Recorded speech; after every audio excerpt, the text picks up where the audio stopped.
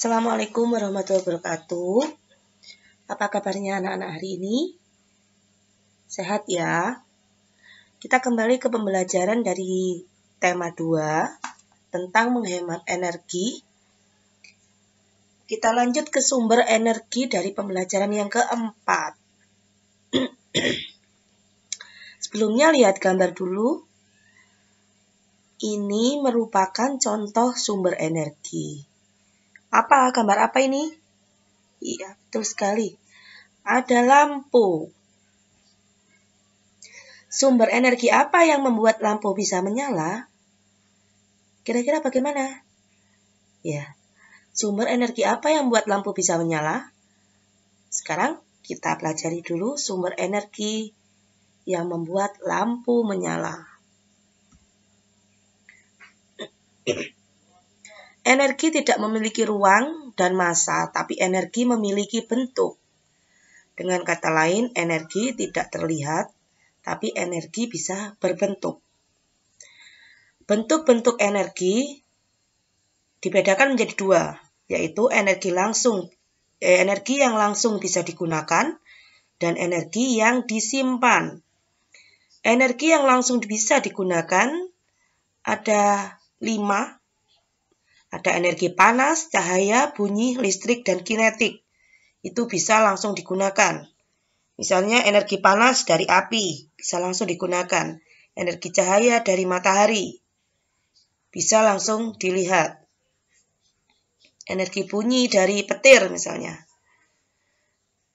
Kemudian ada energi listrik dan energi kinetik. Energi yang disimpan adalah energi yang tidak dapat digunakan. Jadi tidak bisa digunakan secara langsung. Energi yang disimpan ini energi yang harus diubah ke bentuk lain dulu sebelum dapat digunakan. Contohnya ada energi kimia, energi nuklir, dan energi potensial. Lihat gambar dulu. Dalam peralatan rumah tangga ini ada energi yang digunakan. Ada televisi, lemari es, jam, kemudian apa lagi?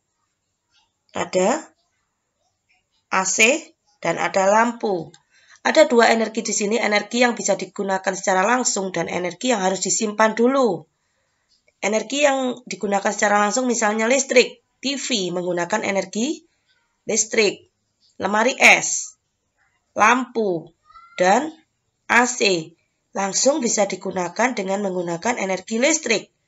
Tapi kalau jam ini tidak bisa dicolokkan ke listrik dan langsung berdetak. Tapi jam menggunakan baterai. Baterai termasuk energi kimia. Jadi energi dari baterai ini disimpan dulu baru bisa digunakan. Diolah dulu baru bisa difungsikan ke alat-alat rumah tangga. Selain ini ada juga peralatan rumah tangga yang menggunakan listrik. Energi yang paling banyak digunakan pada rumah tangga, lihat di rumahmu, pasti adalah energi listrik. Misalnya AC, kalau tidak dicolokkan ke listrik mana bisa hidup ya? AC tidak bisa memakai baterai. Ada lampu, magicom, mesin cuci, dan vacuum cleaner. Ini vacuum cleaner. Vacuum cleaner juga tidak bisa digunakan dengan baterai. Setrika, kemudian kipas angin, blender, lemari es, dan mesin jahit. Mesin jahit kok pakai listrik? Iya, ini mesin jahit portable listrik. Jadi tanpa diinjak, dicolokkan ke listrik, pasti langsung menyala otomatis. Listrik itu dapat dihasilkan dengan beberapa cara. Misalnya, menggunakan, yang kemarin pembelajaran ketiga, menggunakan kincir angin. Jadi kincir angin ini memanfaatkan energi alternatif dari angin untuk menghasilkan listrik yang disebut dengan aerogenerator. Semakin banyak turbin-turbin listrik, semakin banyak, turbin-turbin angin, maka semakin banyak listrik yang dihasilkan dari aerogenerator. Yang kedua adalah memanfaatkan arus dan tekanan air. Ini membuat kincir air. Jadi memanfaatkan tekanan air, misalnya arus air yang besar di pegunungan,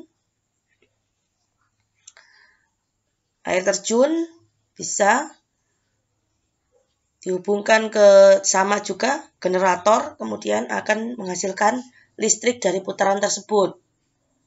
Serta memanfaatkan panas dan cahaya matahari menggunakan sel surya, atau bisa juga disebut dengan panel surya. Biasanya ditempelkan di atap rumah. Jika siang hari matahari bersinar sangat terik, maka akan memantul ke panel surya ini, dan panel surya ini mengubah cahaya matahari menjadi arus DC atau arus direct current. Kemudian dikumpulkan dalam sebuah inverter dan diubah menjadi listrik. Itu. Manfaat listrik ini terbagi menjadi dua bagian, yaitu sebagai penerangan di malam hari dan sebagai penunjang kegiatan. Manfaat listrik yang sebagai penerangan, misalnya pada siang hari lampu tidak dihidupkan karena ada cahaya matahari. Tapi kamu membutuhkan penerangan lampu pada malam hari. Jadi kalau kita banyak pakai cahaya bulan tidak bisa seterang matahari. Jadi kita harus memanfaatkan listrik digunakan untuk kegiatan manusia. Memanfaatkan energi listrik yang kedua adalah untuk menunjang kebutuhan hidup. Misalnya memasak air tanpa bantuan kompor bisa dengan bantuan dispenser. Tinggal dihubungkan ke listrik, maka dispenser akan menyala dan menghasilkan air yang panas. Jadi tidak usah memakai gas atau kompor. Tidak usah menggunakan api atau kayu bakar. Cukup dengan listrik. Kemudian listrik juga mempunyai manfaat. Kita bisa menggunakannya untuk memasak, memakai kompor listrik, menghidupkan radio, kemudian menghidupkan lemari es, dan lain-lain. Ini ada dua gambar. Gambar A, seorang anak yang tertidur dengan menghubungkan listrik. Nah, ini ada arus listriknya ke laptop, kemudian ke televisi. Gambar B-nya ada keluarga kecil, ayah, ibu, dan anak sedang menonton televisi. Kira-kira menurut kalian, gambar mana yang menunjukkan hidup hemat terhadap listrik? Ya, betul sekali. Gambar yang B itu merupakan contoh hemat terhadap listrik. Jadi, semua orang berkumpul untuk melihat televisi, hanya ada satu televisi. Listrik bisa dihemat dengan cara seperti ini. Kemudian yang satunya, yang gambar A, malah ditinggal tidur. Anaknya punya televisi sendiri. Misalnya orang tuanya punya televisi sendiri, jadi nonton televisi tidak bersama-sama tapi sendiri-sendiri. Itu juga pemborosan energi. Tidak baik, ini juga ditinggal tidur. Itu termasuk pemborosan energi yang sangat besar. Kewajiban sebagai warga negara terhadap energi listrik yaitu menghemat energi listrik. Menghemat penggunaan listrik berarti menghemat pajak. Nah, kewajiban warga negara, misalnya ayah ibumu berkewajiban berkewajiban membayar pajak.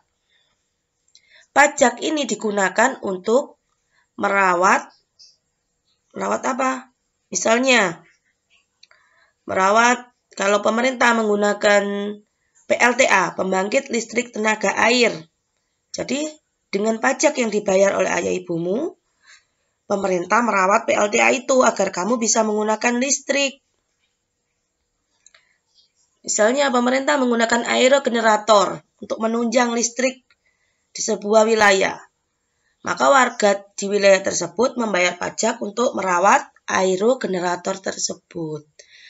Jika kamu menghemat energi, maka sama dengan kamu menghemat pajak untuk pembayaran listrik. Tiap bulan orang tuamu mengeluarkan biaya untuk membayar biaya listrik atau token listrik. 100.000. Misalnya ya, 100.000. Kalau kamu boros seperti gambar yang A, 100.000 tidak akan cukup untuk 1 bulan. Jika keluargamu seperti gambar yang B, menghemat energi listrik, maka 100.000 akan cukup untuk 1 bulan. Nah, maka kewajiban kalian sebagai warga negara dengan membayar pajak akan diimbangi dengan hak memperoleh listrik yang besar.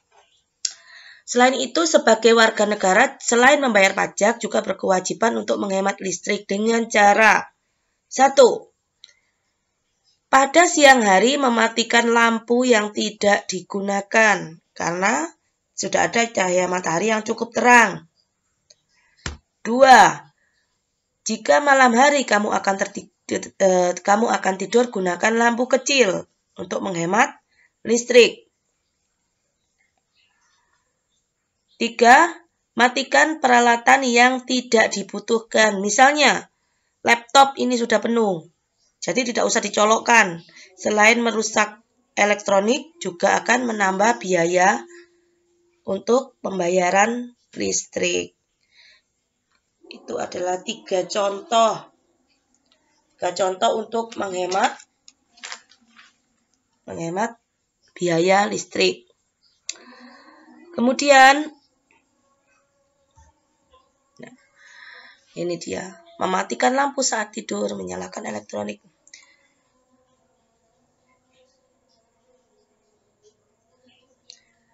Hemat energi listrik artinya kita sudah melaksanakan hak dan kewajiban secara seimbang.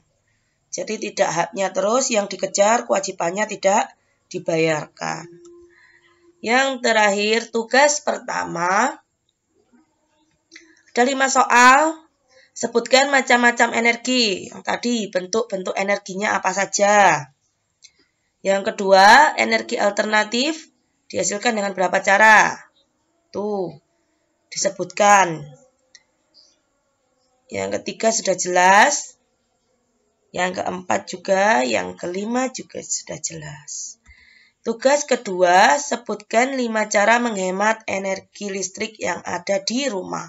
Maaf ya, Bu Guru salah ketik, itu seharusnya yang ada di rumah. Sekian untuk pembelajaran yang keempat hari ini. Silakan kerjakan tugasnya dengan baik. Kalau tidak jelas dengan materi, silakan ditonton ulang. Kemudian baca buku siswa jika kurang mengerti tentang energi listrik. Selamat mengerjakan. Tetap semangat. Assalamualaikum warahmatullahi wabarakatuh.